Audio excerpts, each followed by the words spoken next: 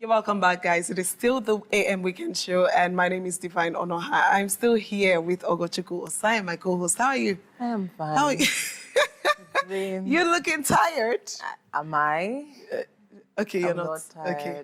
I How can was be How was the tired. last conversation? It's a sensitive one. Yeah, very It's really sensitive one, and I hope we do better with everything that regards to abuse here in the country. People should report, be open, speak up when you find yourself in situations like that, and seek for justice. Exactly. So I think that more should be done to sensitize people and kids especially so that they can be empowered, they can know their rights. But yeah, talking about empowering kids, talking about empowering young people, we have a very interesting one, and we are looking at unlocking potentials, empowering youths for a brighter tomorrow. You know, we often say youths are the leaders of tomorrow, children are leaders of tomorrow. But the question is, do they actually get the chance to grow? Do they actually get the chance to be these leaders? Because at the end of the day, if their lives as young ones are not set on the right path, there's no possible way in the world that they will be leaders of tomorrow. A lot of times we see children get into the wrong paths. We see them get into abuse. We see them get into child labor and different things that just alters the trajectory of their lives entirely. How are they going to be the leaders of tomorrow? So to have that conversation, we have just been joined by two very, very important and very interesting individuals. The first we have here is Ambassador Chisom Chibuzor Nonyia, the Southeast Student Coordinator, Sound Education Ambassadors of Nigeria. And with him, we have Mrs. Doris Ago, the Vice President, Women Support Women Community Network, WOSCONET, here on the show. Welcome to the show. Thank you. Good to see you. Welcome to the show. It's our pleasure. Our pleasure, too. You look good, by the way. Thank you. And you, too. Thank you very much. Okay, so I'd like us to start by, I think I'll start with you, Chisom. Start by telling us what is the main goal of this organization, first of all. Of your organization. Yes, please.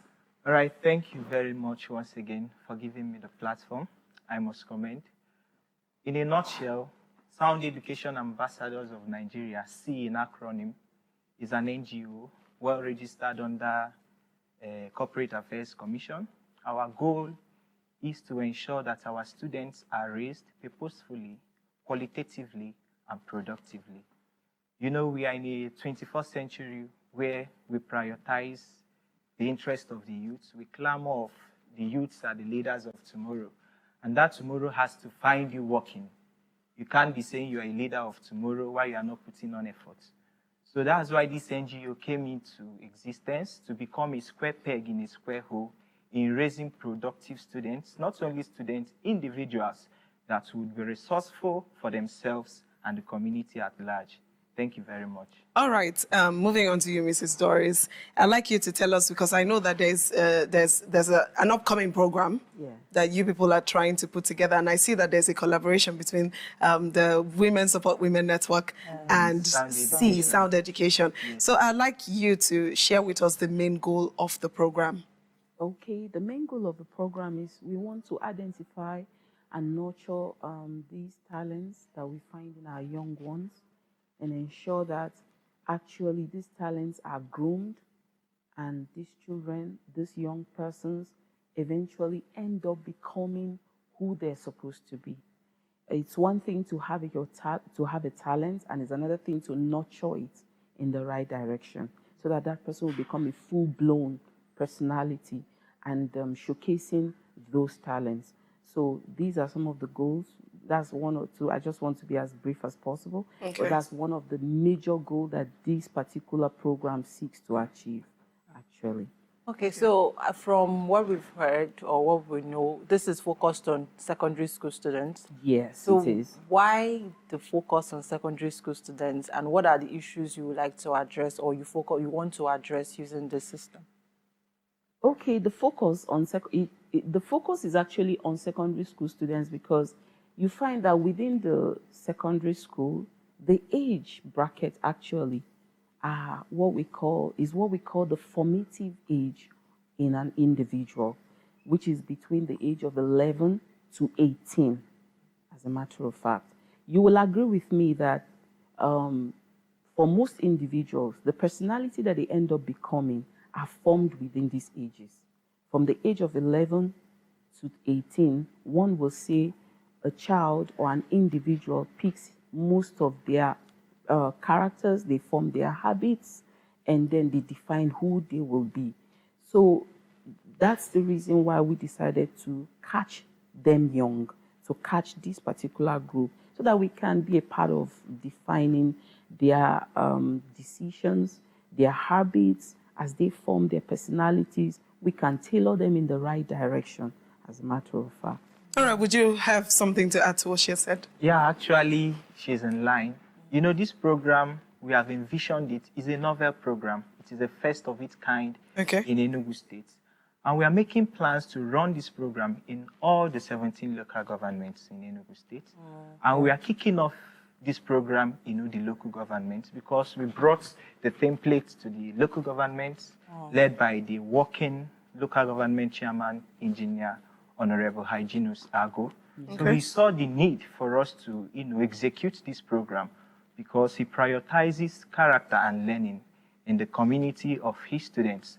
So that's why we are making efforts to kick off this program in the local government, because when we can be able to get our students fresh and young, we can be able to change the narrative. Thank you very much. Okay, now regarding the activities of the program, you go to a local government, you go to the secondary school, and then what exactly do you do? Like, do you hold a seminar? In what ways do you, carry out these activities? Okay, thank you once again for giving me the platform to elucidate. The settings of this program, we are looking forward to, host an audience that is up to 1,000 in participation. We are looking at, if you come to Udi now, we have about 54 secondary schools, and in Udi, we have Udi North and Udi South. Then when you come to the Udi North, we have about 9 wards. When you come to Udi South, we have about 11 wards, making it 20 wards. Now, for us to get to the grassroots, because we are not just trying to do a program, but we are looking at the targets, the outcome of the program, the output. Is it going to imbibe character and learning in our students? So we are taking the onus on ourselves and the resources and everything to divide this program, to disintegrate it.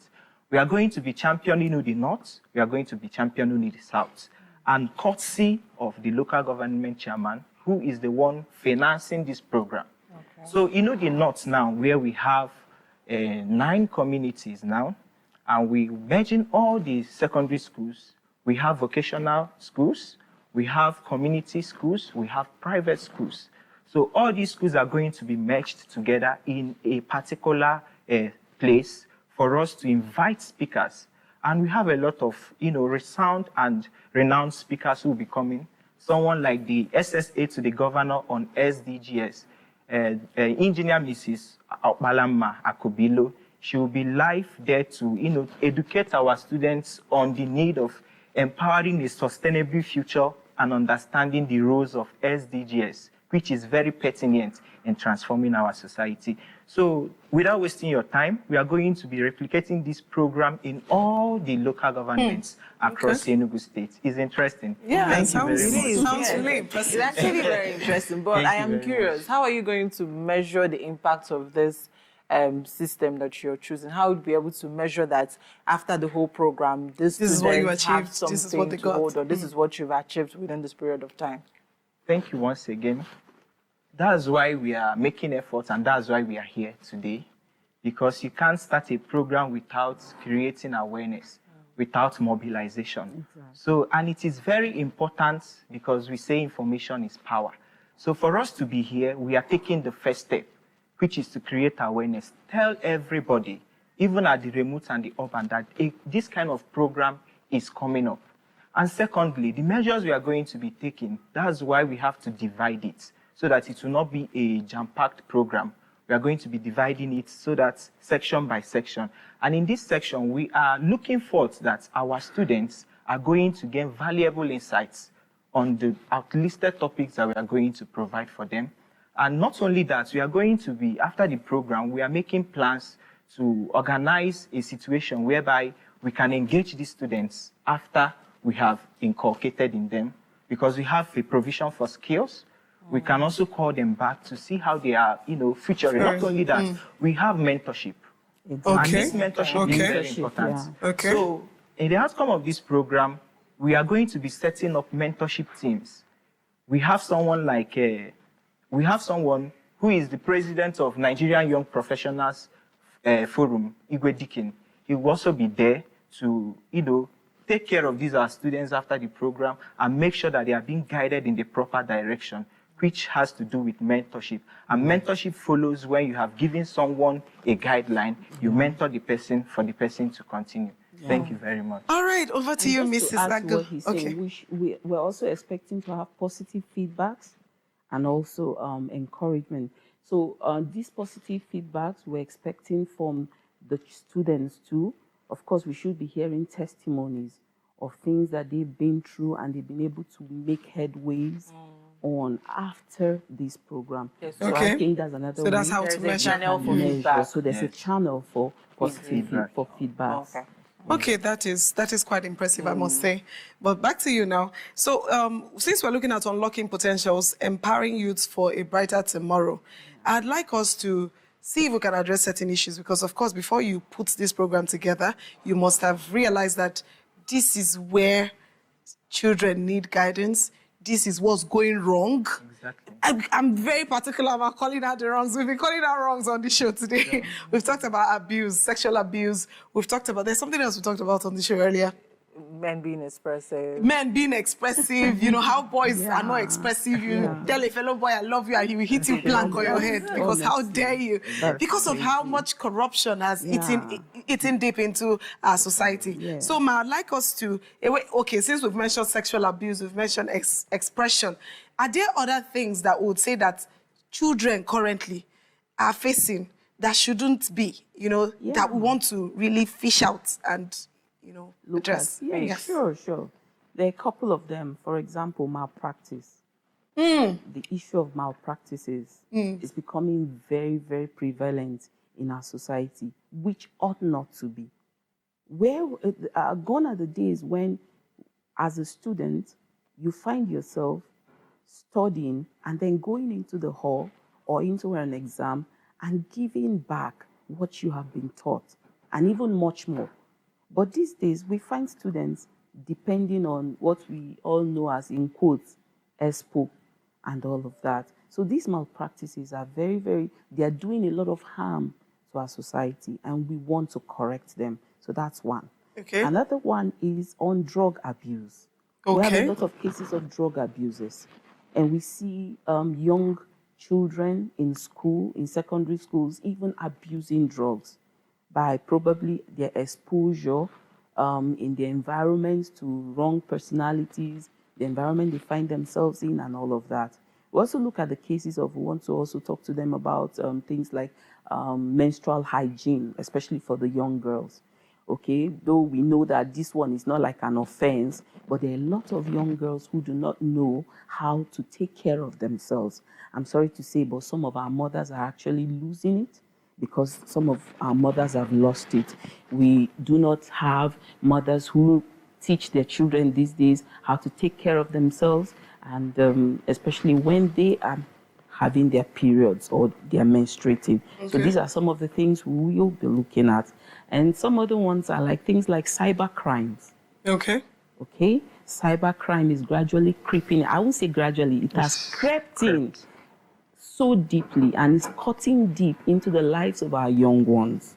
Today, if you have not, like they will put it in quotes, let me say it in Igbo language, ipatike, things like that.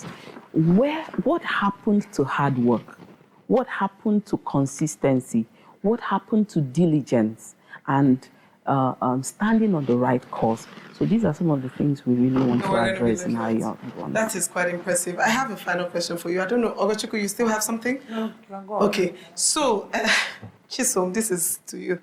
Now, she has talked about talking to ladies about menstrual health and menstrual hygiene. I'm bringing this up because we've had the conversation earlier today on the show about how it seems like women, ladies, young girls, we're giving attention. I like it. I like the fact that we're clamoring for ladies, girls to be empowered, for girls to be, supported and all of that.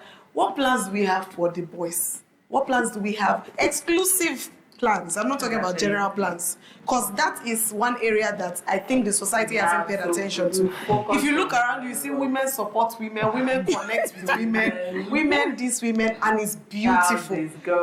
You know, but when you're raising these girls the way you're raising them, and then you now put them in a society filled with men that don't really know what they're doing. So what plans do we have for boys exclusively?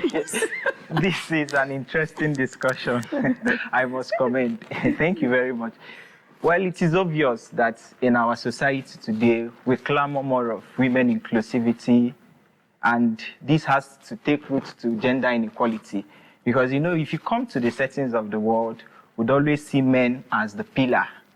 We always see men as the commander-in-chief, you understand?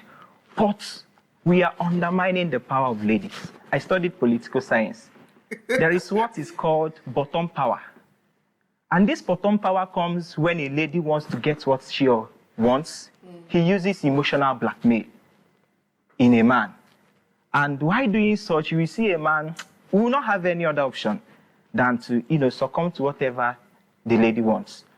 Why I'm saying this is that if we don't take charge as men, you know, to also say man supports man, boy supports boys, a time will come when these our ladies, these our young women who are clamoring for women support women, women support women, will take charge all over everywhere. But permit me to say this. Permit me to say this. Permit me to say this. I must say that in our society today, we are trying to, because the world is advancing, and we are trying to create an equitable society, an ecology where everybody can survive. And past in olden days, you will see that women have less privilege of things they enjoy. But in our advancing and growing society today, we are coming to the knowledge that everybody should be given equal rights. Yes. So I'm in support that there should be equal rights given to the ladies as equal rights given to the male. So even in the political world, even in the religious world, someone even asked, why is it that this is not for Catholics, but for other churches, why is it that women are not being ordained as priests? Someone asked this question in church, and everybody started, exclaiming and laughing. And if you should reason this now, it is making sense. Because we should permit, are you trying to tell me that women doesn't carry Holy Spirit as men do? So in actual sense, we should continue with, supporting women and continue with supporting men. Okay, just so we're clear, this is not a question directed at equality. Yes. We're looking at morals. Can I add to what he's saying? Actually, we're looking, I know your question is centered more on a lot has been done for the women. So what can be done for the boys? For the boys. So that we can have a balanced society. Exactly. Because now with so much attention being paid on the women and the young girls, it will seem in a very short while, if much is no longer done for the men and the boys that are coming up, we'll have a society that is one-sided. Exactly. Whereby a lot of women are empowered, both character and otherwise, and then we have men who are lagging back behind. Who will even pull them behind. So I think that there will be more awarenesses. That's what we intend to do. Even in our program, of course. There are sessions for boys? Yes, there are sessions for boys. Like specifically, where they will be encouraged, where they can be discussed with, and then they can be, they can open up. Even some of the challenges they're having. Opening up, very important. Because I tell you, within that secondary school age, one other thing you find very prevalent is you find the boy counterparts, it's not easy for them to open up. Yes. That's one thing. They grow into a particular age where they start bottling up. They start being isolated and all of that. So we need to create more awarenesses to make them know that, we are your friends. You don't need to bottle up. You don't need to die in silence. You don't need to suffer this alone. We're here with you, and then you can open up. Whatever it is, you can share, and then you find the solution. And then I think in this program too, since we'll be having things like cybercrime, they're more affiliated to boys. To the boy children than the girl children. Though, there are a little percentage of the girl children going into cybercrime, but I can assure you about 80 to 85% is more with the boys. So that aspect is really on them. Then we talk about drug abuse too. you look at that topic, drug abuse is also more prevalent among the male children. Actually, there are also a percentage of girls that are into drugs, but you have more boys who are more tempted. It's more of their thing. It's easier for a boy to smoke. It's easier for a boy to smoke hemp, Indian hemp, marijuana, and all these, a lot of drugs that are prevalent these days. So these are some of the areas we will be having. Okay, that is quite amazing. Unfortunately, I mean, we've run out of time, so I'd just like you to share with us, when is it going to start? When is the program starting? I mean, how long will it last? And just information about it. Okay, thank you very much.